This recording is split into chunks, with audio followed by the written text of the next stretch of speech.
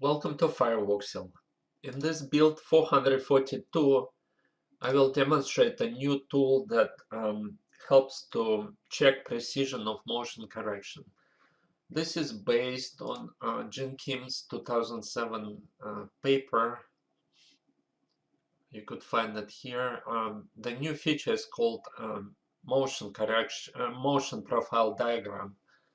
So the basic idea is that user selects the position on the image, and then through that position there are three axes drawn in X, Y, and Z directions, and then diagram is built for each of the axes separately, where horizontal axis is the axis name and vertical axis is the time dimension. So as far as I understand, the idea here is that before the correction, those vertical strips appear more wavy than after the correction, and this is relatively easy to observe visually, and gives a great intuition about which portion of the image require motion correction and which ones were corrected well. So in this new tool, this works with a single 4D volume and optional ROI, or two 4D volumes and optional ROI. So in this first example, this is a grasp image. So new function, and note that ROI is enabled or marked. So we go to measure and choose the motion profile diagram item. So this new window appears, and once a user moves the cursor over the image, there are three panels, X, Y, and Z, horizontally, the same as in the paper, and in a vertical axis is time, the same as in the paper.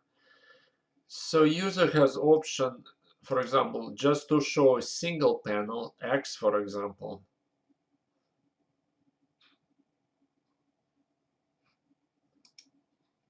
Yeah, another option is signal equalize, which basically tries to equalize the signal between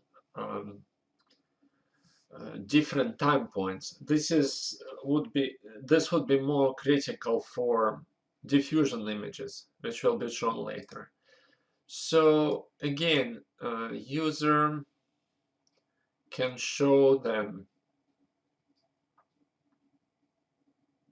all three panels for three different axes, or just one axis, for example, Z.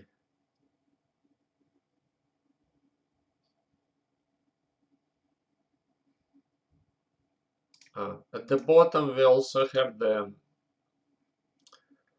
coordinate of the point through which the axes are drawn, and mean and max voxel value within the histogram. So one important thing to notice, as you could see when I scroll through the image position, the width of the panels changing. This is because the ROI is currently enabled. So when we approach certain positions where there are few ROI voxels in certain axes, the panel is shrinking correspondingly. However, there is also an option to disable the ROI, and then the panels will show for the entire image. Again, motion correction diagram. So this is the without ROI. So full extents of the image are shown for X, Y, and Z, and the panel's width is not changing. This window size could be changed to make it more suitable for certain visualization. So the both spatial and temporal axes are scaled proportionally to the size of the window. And this is done in real time. Okay, so this is for grasp. Now the next example is we have this registered result. The first layer is the non-original diffusion image. Second layer is motion corrected diffusion image and ROI. So the function checks if which layers are enabled, and this is similar to grasp. It's a single layer with ROI, right? So we are moving through the positions and we see how the panel's size are changing. So you could see also in the lower parts of the diagram, the image becomes very dark because this corresponds to the later time points or higher B values. But if you choose signal equalize option, then it might be easier to observe certain shifts than without the signal equalization. And this is a single slice image. Oh, no, it's not single slice. But anyway, there are only 12 slices, so the Z panel is much thinner than the rest. Again, the same as with the grasp, we can disable ROI and then okay, we can show without ROI. So here's something interesting is shown is those green panels correspond to void voxels, so voxels without value. This is because when we motion correct, ROI is always used. So resulting volume outside the ROI will have void voxels, which are not displayed. So this is something to be aware of if ROI is not enabled. So these green panels correspond to the missing voxels essentially. And again, we could press signal equalize. That's interesting. For some reason it didn't work very well without ROI. But signal equalize works well with ROI.